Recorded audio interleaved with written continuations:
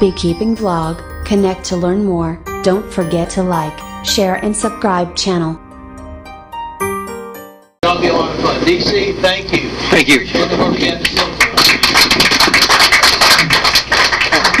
My name is DC Paget. I've been keeping bees since October. I've got my first colony. And I've really been looking into trying to raise queens for several months. And I actually took the first step yesterday. I've got 2 nukes in my backyard. I'm setting for queen starter colonies. And I put a comb of, just a piece of raw comb in a colony yesterday morning, or yesterday afternoon, marked it. So 4 days from yesterday, I'm going to pull that comb out. I should have eggs in there ready to go. So if all goes well, 25 days from today, I'm looking to have some queens. We'll see what happens. All right. So today's talk is about bee reproduction, and I want to give credit to where my sources were. Dr. Jamie Ellis, Lawrence Connor, Nico and Gudrun Koeniger, those are the primary sources. I also got some information from Michael Palmer and Michael Bush. I don't think these guys are doctors, but these 2 guys have been keeping bees for like 30 and 40 years each. And they got lots of information. They both got websites. They both got YouTube videos. A lot of neat stuff going on. So when we think about bee reproduction, typically we think about the queen goes in a cell and she lays an egg and it grows into a bee, and they keep doing this. But that's really not bee reproduction. That's actually bee colony maintenance. It's kind of like your body building muscle tissue or skin cells, because your bee colony, although each individual bee is an individual, the colony is a superorganism, and the colony itself is an individual. So when we think about bee reproduction, we're actually thinking about not making more bees, but making more colonies of bees. So when your colony wants to make another colony, it gets into this attitude of swarming. And when a bee colony swarms, that's actually reproduction. So if you see a colony swarm, you're seeing a colony give birth. And so what we're trying to do is we try to stop swarming. We're practicing bee birth control, or Planned Parenting. Okay, that's what we're doing here.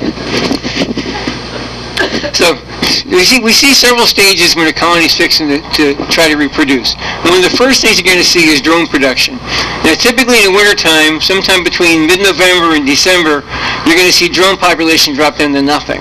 And then you're going to see it pick back up again sometime into January, early February. You're going to see drone pick up. What's going to probably happen is you're going to go in your beehive one day, there's no drones. You come in a week later, all of a sudden half of a frame is loaded up with drone cells.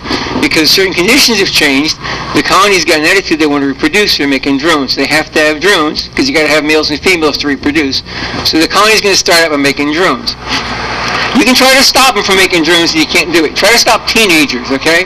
You can't do it. Right? They're going to make drones. Don't worry too much about making drones anyway, because it's a natural thing, because they're going to make some. And the one thing you do want to watch out for, though, is, and we had an incident in one of the hives here at the strawberry field, if they make so many drones that they put a tax on the supplies in the hive, your hive can run out of honey real fast. And your colony can produce anywhere from 5 to 7% drones over the brood. So if you got a good strong colony with, say, 40,000 bees, all of a sudden you add another 4,000 drones, and the drones are going to eat more honey than your workers do anyway. So your supplies can come down pretty quick. So as bee husbandsmen, as beekeepers and stewards, we want to pay attention to what's going on in the colony. You go in there and there's a lot of drone, your honey supplies are going down, we need to add feed. So it all starts with an egg. Right? The queen's only job in a beehive is to go through the hive, stick her head in the cell, figure out what kind of egg she's going to stick in there, and she turns around, puts her butt in there, drops in an egg. And it depends upon the size of the cell. Your typical cell size for standard cell is about 5 millimeters from across the flats. A drone cell is bigger, it's about 6.5 millimeters. So the queen's going to stick her head in the cell, see if it's clean. She's going to feel the inside of the cell, see how big it is. If it's a small cell, she'll drop in an egg, she'll fertilize it, it becomes a worker. If it's a large cell, she's going to drop in an egg, she will not fertilize it, and that becomes a drone. Interesting concept in bees is an unfertilized egg becomes a drone. So a drone bee does not have a father. Kind of weird.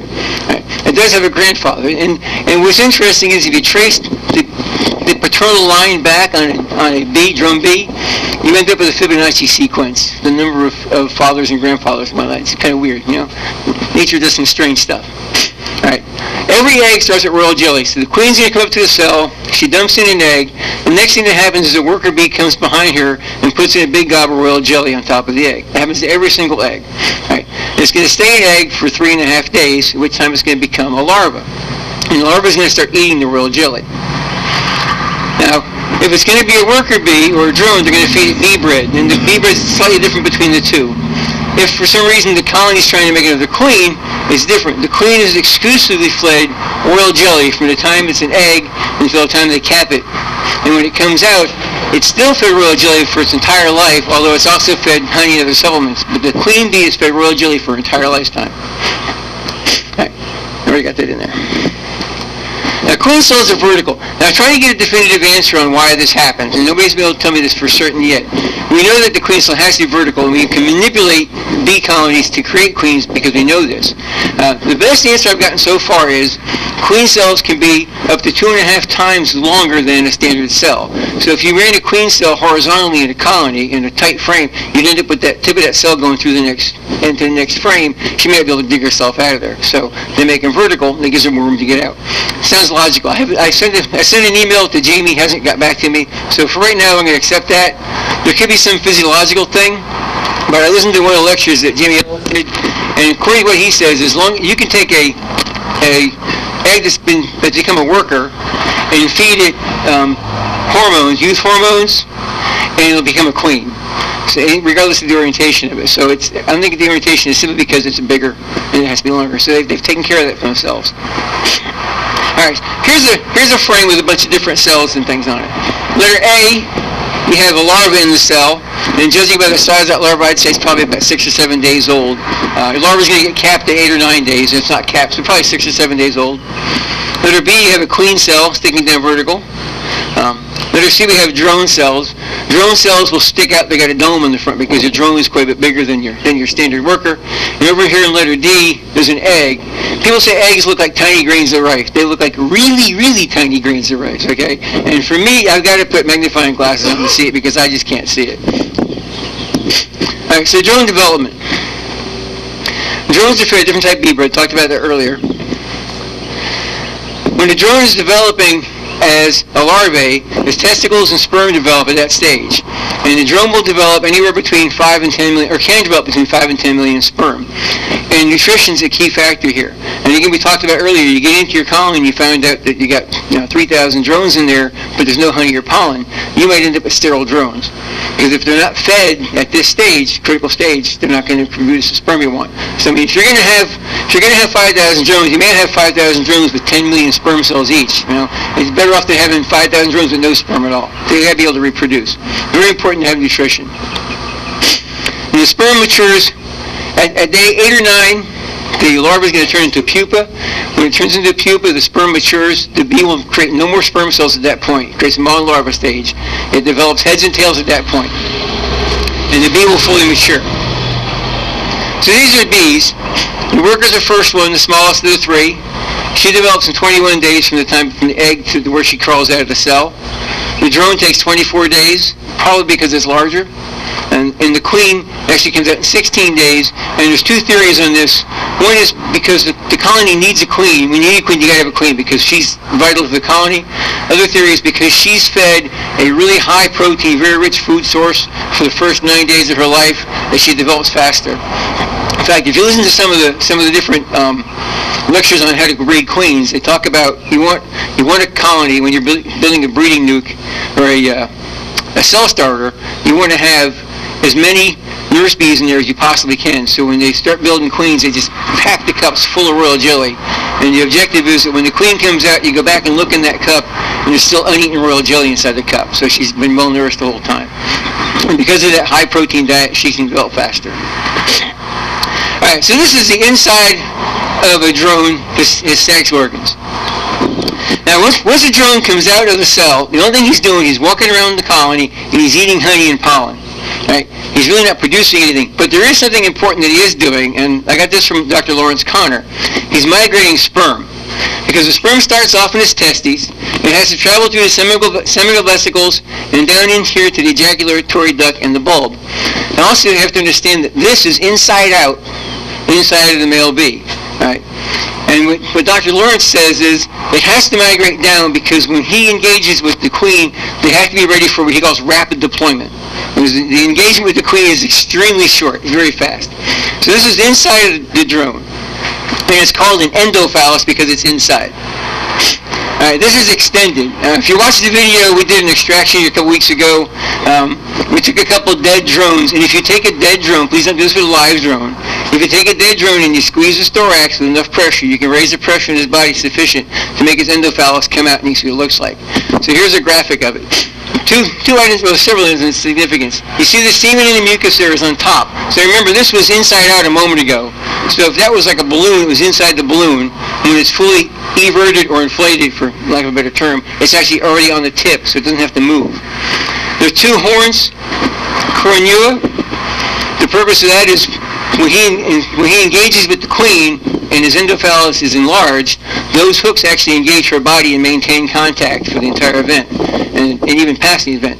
And we'll talk about that later. And lastly, there's a section here that calls a clasper. It's a hairy patch. And that hairy patch has a significance not for that drone, but for the drone that's coming behind him. So remember that. All right, and this is the endophallus of a bee that's been squeezed to make it pop out. All right. So the next thing we need is queens. We've got drones. We got 5,000 drones running around our hive. Now we got to get queens so they can mate with the drones. So queen cups are placed on the cell. Now there's a lot of wives' tales, a lot of folklore about supersedure cells and swarm cells and all kinds of different queen cells, and it's bogus. Okay, I'm going to explain to you why cells are where they're at right now today. You find the whole thing. Queen cups are the first thing you see. These are queen cups. Typically, you're going to see queen cups in your colonies on the bottom of a frame or the sides of a frame. The reason for that is it's a convenient place for the bees to put a cup, because typically there's nothing going on the bottom of the frame. There's nothing going on the sides of the frame. When you get in your colonies and you pull them out, you're going to find brood patterns in the middle. You're going to find honey across the top. You're going to find pollen down the edges. On the outside edges and on the bottom, there's nothing there. That's a convenient place for a bee to put a cup. Bees are just like us. They're lazy. Okay, they're going to put stuff where it's easy to put it. So you're going to find queen cups in a place where it's easy to put. There's one on the bottom. Here's one up here on the top side. Right. These are queen cups. You can find queen cups in your colony any time of the year. It doesn't mean your bees are leaving you. All it means is that some workers in the colony haven't smelled the queen's pheromones for a while, and they think something might have happened. So they're panicking, they make a queen cup. If she puts an egg in here, because it's vertically oriented, they're going to treat it like a queen, they're going to make a queen. If she comes by and says, I'm paying attention to this thing, they'll leave it. It's no big deal. Some people, when they find queen cups in their colonies, they'll cut them out. It's up to you. You can cut them out or not. If they really want to make queens, you're not going to stop them, but you can go ahead and cut them out. Okay. These are queen cells. Now, these particular cells, I know, are emergency queen cells. And the reason I know this is because that's my frame. I took this frame from one of the colonies here. It had open larvae and eggs on it, and I took another frame which had some pollen and some honey on it, and stuck them in a nuke box, took it to the house for the whole purpose to see if they would make queens and become a colony. And 2 days later, I opened it up. Here I got 3 queens. Actually, there's 4. There's one on the bottom you can't see from this picture, but there were 3 queens there and one on the bottom. So those are emergency cells, and I'll explain why they put them there in a few moments. All right. These are queen cells made by a commercial queen breeder. There's 45 queen cups or queen cells in this frame. And again, we've manipulated the fact that we know that if you take a colony that does not have a queen and you give them queen cells, eggs that are 3.5 days to 5 days old. If it's more than 5 days old, they won't mess with it. If it's less than 3.5 days old, they won't mess with it. You got a 1.5 day window in there. So you give them cells that are 3.5 to 5 days old, put them in the thing vertically. If you got enough bees in the colony and they're queenless, they're going to jump on them, they're going to turn them into queens. So this is what I hope to happen to me on Saturday. I'm going to put 15 cups in there and see what they do. All right, this is a brood pattern. This is a wonderful looking brood pattern. And this is a good example of what the queen does. This is probably a medium or a deep frame.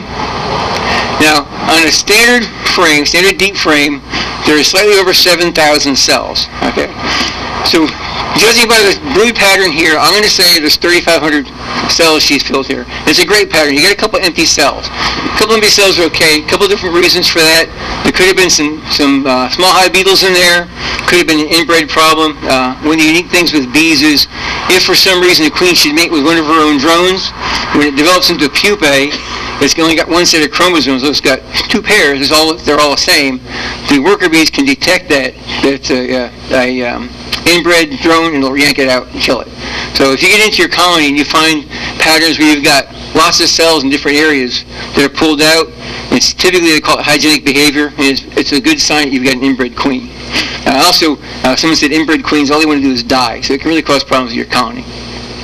But what happens with a queen when she's laying eggs is she lays in a spiral pattern, which kind of looks like a fat football. So she'll start in the middle of the frame, and she'll work her way out. Now, judging by the size of this pattern, say 3,500 bees, your queens can lay 2,000 eggs a day, but typically they don't. Typically, you're going to see a queen laying somewhere between 800 and 1,100 eggs in a day. So let's say she laid 1,000 eggs a day. It would take her 3.5 days to lay this brood pattern. So let's back up a week, because these are all capped at least 9 days old. Let's back up a week. She just finished laying eggs on the top of that pattern. You went in your hive to check it, and when you put the frame back in, you squished your queen. Because 95% of the time when a queen dies is because we killed her. So now, you got a queenless beehive, and they've got to make a queen from an egg that is 3.5 to 5 days old. So they come over here on this frame, and you got all these eggs here are 3.5 days old. So where are they going to put a queen cell? They're going to put a queen cell right there. Because that's the convenient place to put it. Has nothing to do with supersedure, has nothing to do with swarming. It has to do with where they found an egg that's 3.5 to 5 days old.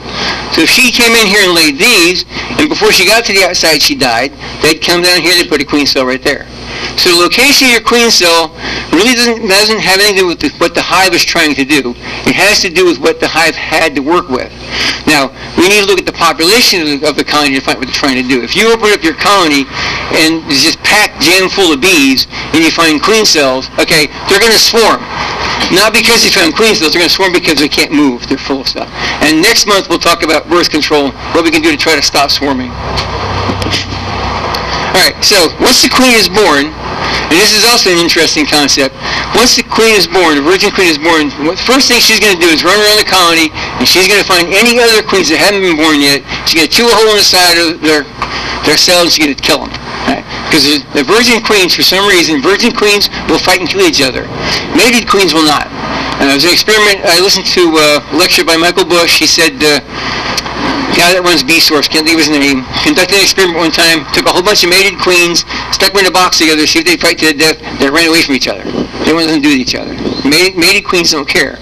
And you can take mated queens and virgin queens, put them together, they don't care. But virgin queens together, they go fight. So it's kind of strange. And Stuart and I actually saw on one of his colonies about 2 weeks ago, had 2 queens. It is possible. The bee college, they told us that at any given time, up to 10% of your colonies can have 2 queens going. Typically when that happens, it's a mother-daughter situation. A virgin queen came out, she may have mated and started laying, the mother's still laying, the colony is still going to go that way, but eventually you'll end up with 1 queen. So the queen came out, and now you've got a queen.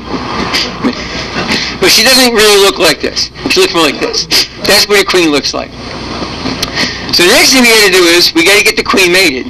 Now what she's going to do when she comes out, she's going to run around the colony anywhere from 3 days to a week, which can frustrate people because, beekeepers, we want to see eggs in our beehives. When there's no eggs, we get worried, what's going on, and you get really anxious.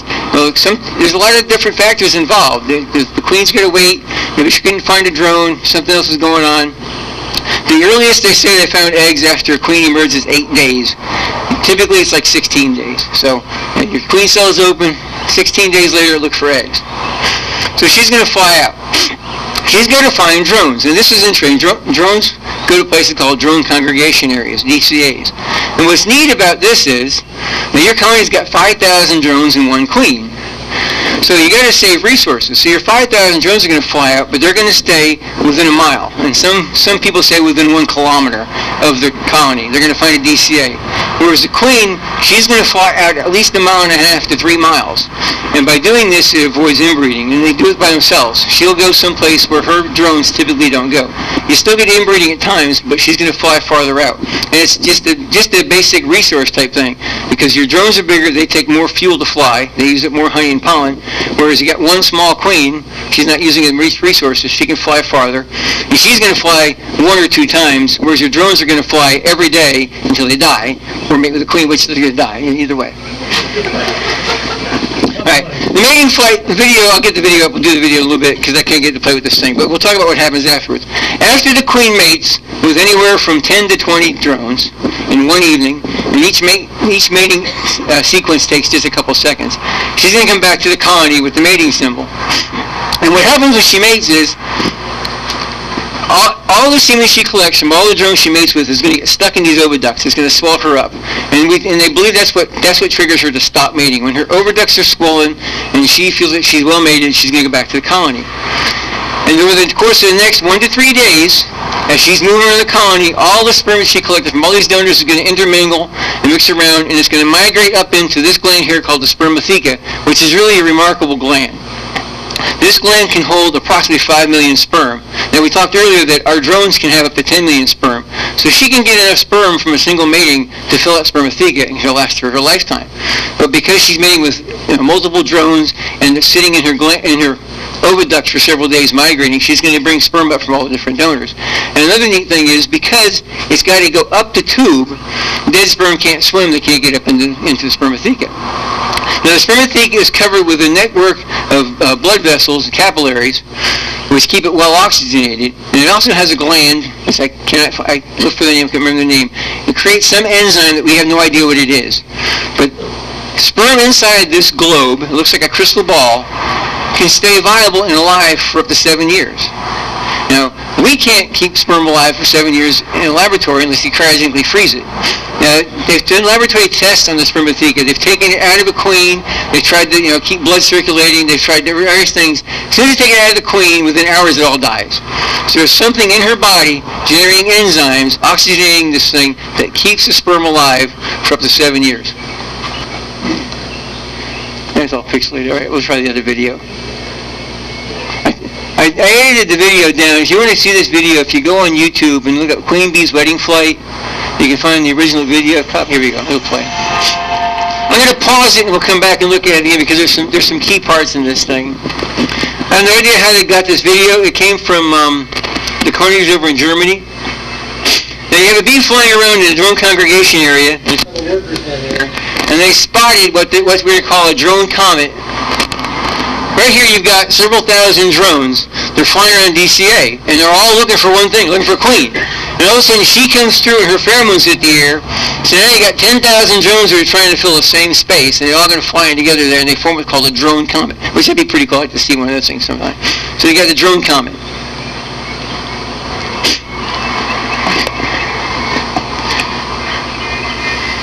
The next thing that's pretty interesting is as the drones come up to her, they're really not paying much attention to what they're doing. And you're going to see two drones crash. They crash and burn pretty good. now, when the next drone comes up, he's going to bump into her abdomen, and something's going to happen. As soon as he bumps into her, you notice, oops, yeah. As soon as he bumped into her, she opened up her sting chamber, so she's ready now to receive the mating from the drone. So he's going to fly behind her, wrap his legs around her body. He'll get himself into position. He's going to contract all the muscles in his thorax, which is going to take up to 70% of the hemolymph, or the blood in his body. And if you notice, back up. If you notice, as soon as he started arching back, his wings stopped moving. Because it takes so much blood to evert the endophallus that he loses all motor control. So his wings stop moving and he can't hold on. And he's paralyzed, unconscious. And as the DC, did they catch where he removes the previous? No, I didn't get that.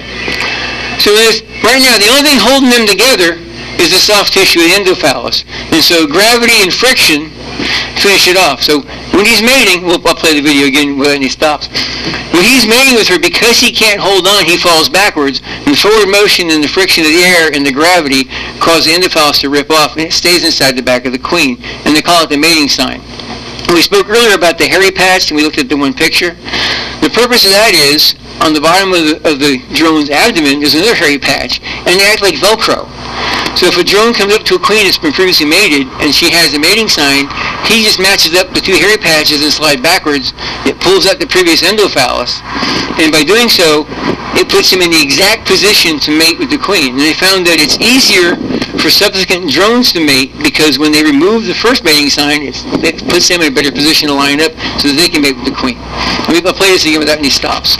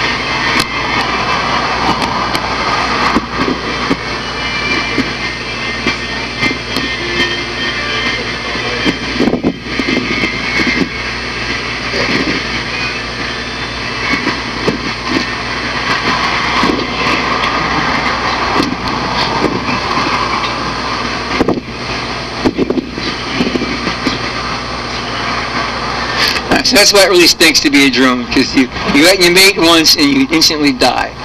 Does anybody have any questions? You can hear it too. Yeah. Now, if you go on Google or in any internet search and you look up, reasons why this happens, you're going to find a lot of bogus stuff. I know one place says that the ejaculation was so much force that his testicles explode. His testicles are still inside his body. Okay, it's not what happens. It's gravity. It's simple physics. It's gravity. The soft tissue can't maintain the contact. That's what causes it to break off. Yeah. I got a question. Go ahead. You had that one picture there with the 5 there. The bird pattern? Yes. And you said if you happen to crush the queen or kill the queen accidentally, they're going to look for a cell that's, 3.5 to 5 days old, yes. But they're not vertical cells in that.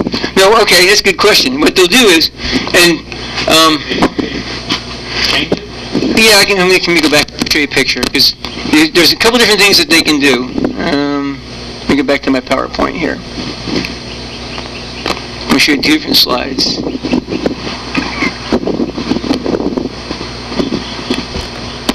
Alright, where's play it?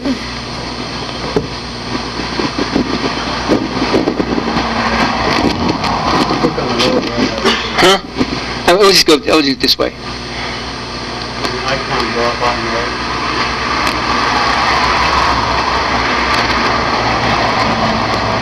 Here's one example I'm going to show you.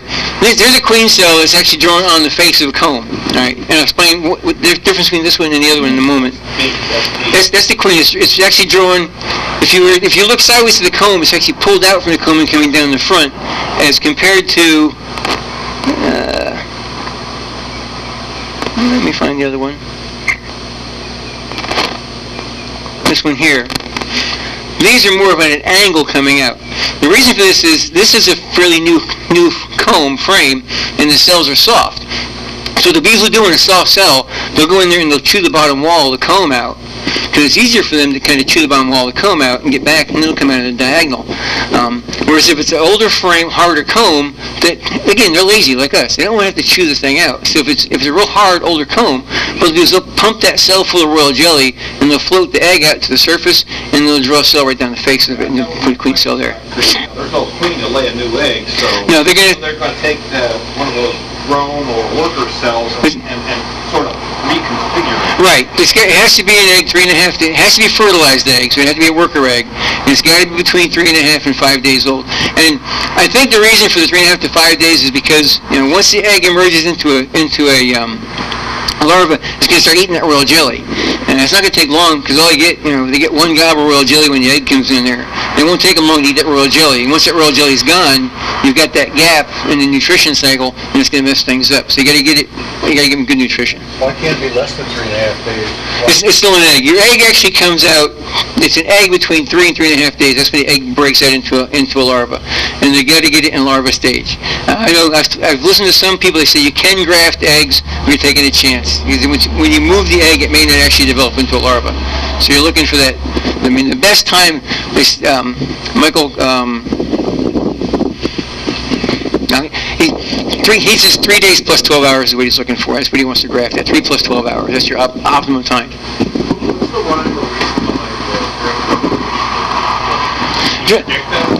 Yeah, actually, well, they're trying to do research on that now. What I was told at bee college is if you look at the tree line of the horizon and you find a place that dips like a valley, typically that's where you find DCAs, drone congregation areas. If you're curious and you want to find one, what you can do is get a kite or a hot air balloon or a helium balloon and find somebody with a queen pheromone strip, stick it in a pill bottle or a Coke bottle, and walk around with it. Now, if you're in a DCA and they smell that thing, your pill bottle is going to fill up with drones. And then you can look at the drones and see what they look like. If they look like healthy drones or you've got deformed wings, there may be a problem there. But a lot of different universities, I know Jamie Ellis said they do that up at college. They'll walk around and they'll collect drones so they can take them back to the lab and test them. Do they move the eggs? Can they move an egg to a new location for sale? I don't know. I think they can, personally. Dr. Jamie Ellis was doing a lecture. Someone asked him if they move eggs. He said he didn't think so. And I've got a beehive over here right now that a week and a half ago I pulled a frame out and looked as close as I could not find eggs or larvae, anything on this frame. So I took a frame with eggs and larvae from a different hive and stuck it in. Today I've got queen cells on both those frames. And I don't know how, but so Either I missed something totally, or they moved an egg. I don't know which. There's also theories about the drones being at different altitudes. Yeah, there are theories that different species of drones and bees will mate at different altitudes, so you're keeping your species separated. No, kind of interesting thing there. Integrated pest management is sometimes beekeepers will say, if you find drone cells that are in a specific area, destroy them so that you can get rid of mites, because they varroa typically go into the drone cells.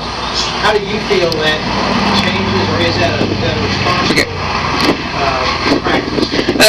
Again, you got to have drones.